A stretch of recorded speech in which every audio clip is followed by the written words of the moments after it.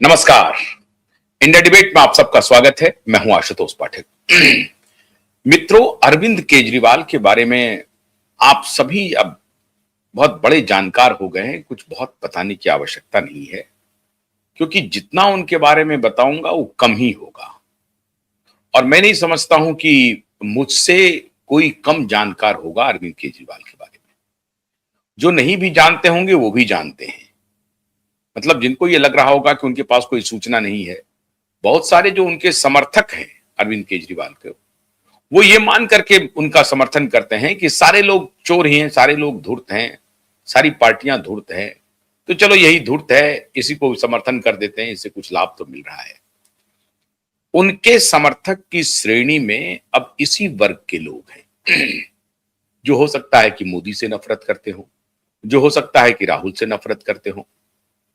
तो जो इन लोगों से नफरत करते हो वो शायद केजरीवाल के साथ खड़े हो, या बहुत ऐसे लोग जो ये कहते हो कि हमको कुछ लाभ तो मिल रहा था, बिजली और पानी का बिल माफ हो रहा था, कुछ तो मिल रहा था, कुछ महिलाओं को फ्री में बस की सवारी मिल रही थी, कुछ इस तरह से लाभार्थी लोग जो होंगे वो उनका समर्थन करते होंगे, इसमें कोई शक नहीं है, दो राय नहीं है। लेकिन अरविंद केजरीवाल इतने बड़े शातिर हैं, इतने बड़े शातिर हैं, ये हमारी और आपकी कल्पना से भी बाहर है। अभी राउज एवेन्यू कोर्ट ने उन्हें एक केस में बरी किया, लीकर केस में, भ्रष्टाचार का केस है। तो बाहर निकल के कैमरे पर वो रोने लगे, नाटक करने लगे कि मैं भ्रष्टाचारी नहीं हूं, केजरीवाल भ्रष्टाचारी नहीं है। और दिलासा देने के लिए आगे आ गए सामने मनीष सिसोदिया जी, उनको दिलासा देने लगे कि अपने आप को संभालिए, संभालिए। इंपॉर्टेंट बात मित्रों ये है कि राउज एवेन्यू कोर्ट ने जो बरी किया है वो सिर्फ अकेले केजरीवाल को बरी नहीं किया है, 22-23 जितने आरोपी हैं सबको बरी कर दिया है। और सबके खिलाफ अदालत को मुकदमा चलाने लायक भी कोई सबूत नहीं मिला, कोई ऐसा फैक्ट नहीं मिला ताकि ट्रायल चलाया जा सके। यह ऑब्जर्वेशन है। और इसके बाद यह ऑब्जर्वेशन है कि जो जांच एजेंसी है उन्होंने इस पूरे प्रकरण को फैब्रिकेट किया, बनाया, गलत केस बनाया केजरीवाल जी के खिलाफ। और केजरीवाल जी तो सत्य हरिश्चंद्र के बाद दूसरे व्यक्ति हैं, ऐसे व्यक्ति को फंसाने का काम किया। इसलिए जांच एजेंसी के खिलाफ कार्रवाई होनी चाहिए।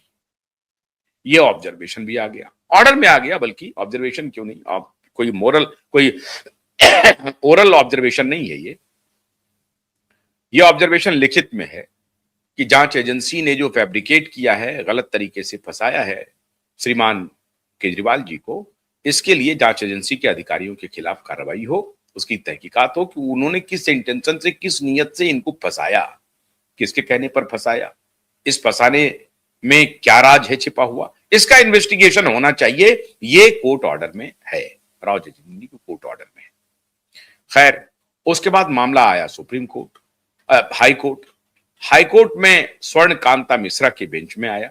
स्वर्ण कांता मिश्रा ने राउज एवेन्यू कोर्ट के जो आदेश थे उस पर रोक लगा दिया और सबको नोटिस जारी कर दिया, इंक्लूडिंग श्रीमान अरविंद केजरीवाल और मनीष सिसोदिया, और जो बाकी 22-23 हैं सबके ऊपर उन्होंने नोटिस जारी कर दिया, इंक्लूडिंग सीबीआई, और कहा कि आप अपना पक्ष रखिए और बताइए ये जो केस है ये क्यों मुकदमा चलने लायक नहीं है, किस आधार पर आपने इन्हें बरी किया है। सबको नोटिस भेज दिया और स्टे कर दिया, राउज एवेन्यू कोर्ट के फैसले को स्टे कर दिया। बाकी को नोटिस भेजा है। 16 और 19 मार्च को इसकी सुनवाई है। संभवतः 16 मार्च को ही है, लेकिन कहीं कहीं आ रहा है कि 19 मार्च को इसकी सुनवाई है। अब इसकी सुनवाई के लिए स्वर्णकांत मिश्रा ने, जो जज हैं हाई कोर्ट की, उन्होंने नोटिस भेज दिया है। अब सबको रिप्लाई फाइल करना है और सुनवाई होनी है। इस बीच में श्रीमान केजरीवाल ने बड़ा खेल कर दिया और फिर आपको लगेगा कि वो इतने बड़े शातिर खिलाड़ी हैं, इतने शातिर हैं कि ऐसा भी खेल कर सकते हैं। श्रीमान केजरीवाल ने एक पत्र लिखा पत्र लिखा है दिल्ली हाईकोर्ट के मुख्य न्यायाधीश को।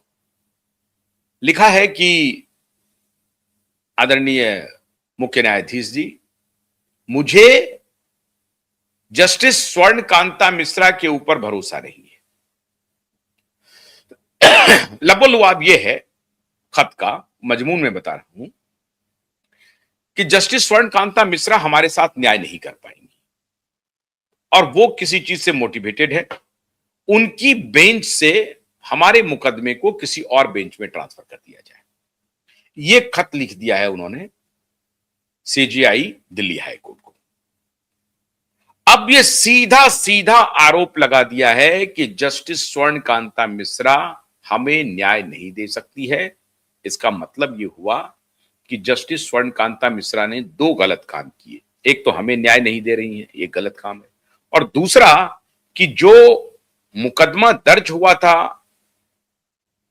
राउज एवेन्यू कोर्ट में और जो निचली अदालत ने फैसला दिया है, उस फैसले पर जो स्टे किया है वो गलत है। इसका मतलब यही है, स्वर्ण कांता मिश्रा ने जो फैसले को स्टे किया है वो गलत है। इसका मतलब यही है ना। इस खत को जब आप लिखते हैं चीफ जस्टिस को कि आप बेंच बदल दीजिए, वो हमारे साथ न्याय नहीं कर सकती हैं, इसका तात्पर्य यह है कि जस्टिस स्वर्ण कांता मिश्रा ने जो फैसला लिया है राउज एवेन्यू कोर्ट के निचली अदालत के फैसले पर स्टे को रोका है, वो फैसला गलत है। अब श्रीमान केजरीवाल ने खत तो लिख दिया, मीडिया में लीक भी किया, मीडिया में बड़ी वाहवाही हुई। श्रीमान केजरीवाल ने इस बार अदालत के ऊपर हमला कर दिया है, अदालत पर भरोसा नहीं है। आप हैरान हो जाएंगे, हाईकोर्ट ने इनके बेल को रिजेक्ट किया था तब इन्होंने खत नहीं लिखा, सुप्रीम कोर्ट ने रिजेक्ट किया था तब नहीं लिखा, यही निचली अदालत ने भी रिजेक्ट किया था तब नहीं लिखा, लेकिन आज वो लिख रहे हैं। षड्यंत्र, साजिश और शातिराना खेल, ये दोनों का बड़ा जबरदस्त समागम हो रहा है। हालांकि भारतीय न्याय व्यवस्था को लेकर के मेरे मन में बहुत श्रद्धा और विश्वास नहीं है। मैं भी मानता हूं भारतीय न्याय व्यवस्था पर बहुत सारे सवाल उठ रहे हैं। हाल ही के दिनों में मैंने बड़ी तारीफ की थी सीजेआई सूर्यकांत की, अभी भी कर रहा हूं, लेकिन जिस तरीके से एक एनसीईआरटी के टेक्स्ट बुक में, 8वीं क्लास के टेक्स्ट बुक में जुडिशियल करप्शन का किसी ने जिक्र कर दिया, तो उस व्यक्ति को, जो प्रोफेसर है, वो फ्रांसीसी मूल के व्यक्ति हैं, वो भारत आए हैं, बड़े पढ़े लिखे व्यक्ति हैं, उन्होंने भारतीय संस्कृति को अडॉप्ट किया है। उस व्यक्ति को अदालत ने किसी भी कमिटी में रखने से मना कर दिया है, सरकारी कमिटी में। इतना हार्श डिसीजन, और हम इसके खिलाफ हैं। आप कुछ भी रहें, आप सीजीआई रहें या नॉर्मल जस्टिस रहें, लेकिन हमें यह अधिकार है कि आपके कृतित्व की स्क्रूटनी हम करते रहे। ऐसा नहीं होगा, हम आपकी तारीफ करेंगे। जब आप अच्छा काम करेंगे हम पूरी तारीफ करेंगे, लेकिन जब आप कोई अनर्गल काम करेंगे हम तारीफ नहीं करेंगे। अरे सरकार तो बैठी हुई है चापलूसी करने के लिए आपकी। आपका एक तर्क सही है कि विधायिका के भ्रष्टाचार की चर्चा क्यों नहीं हुई, कार्यपालिका के भ्रष्टाचार की चर्चा क्यों नहीं हुई, अन्य भ्रष्टाचार की चर्चा क्यों नहीं हुई टेक्स्ट बुक में। बिल्कुल ठीक है, नहीं, आपके भ्रष्टाचार की चर्चा जरूर होनी चाहिए टेक्स्ट बुक में, बिल्कुल होनी चाहिए। क्यों? क्योंकि आप सैक्रोसैंक्ट हैं। ये व्यवहार आपका ठीक नहीं रहा है। कार्यपालिका विधायिका को तो मान गया है सब आदमी को भ्रष्टाचारी है, आपको नहीं मान रहा है, आपको नहीं मान रहा है। और इसीलिए अभी तो लोग कह रहे हैं मनुस्मृति मनुस्मृति। मनुस्मृति में जिसको आप हायरार्की में सबसे ऊपर कहते हैं, उनके लिए दंड का प्रावधान कठोरतम है। एक ही अपराध मनुस्मृति के हिसाब से शूद्र, ब्राह्मण, वैश्य और क्षत्रिय करता है, उसमें सबसे अधिक अपराध ब्राह्मणों के लिए है। अपराध एक ही है, लेकिन अधिकतम सजा ब्राह्मणों को है। अब क्यों है? इसलिए कि उनसे अपेक्षा यह की जा रही थी कि आप इस तरह का अपराध नहीं करेंगे। ठीक उसी प्रकार से जुडिशरी से यह अपेक्षा की जाती है कि आप कम से कम भ्रष्ट नहीं होंगे। आप अपने यहां जस्टिस यशवंत वर्मा के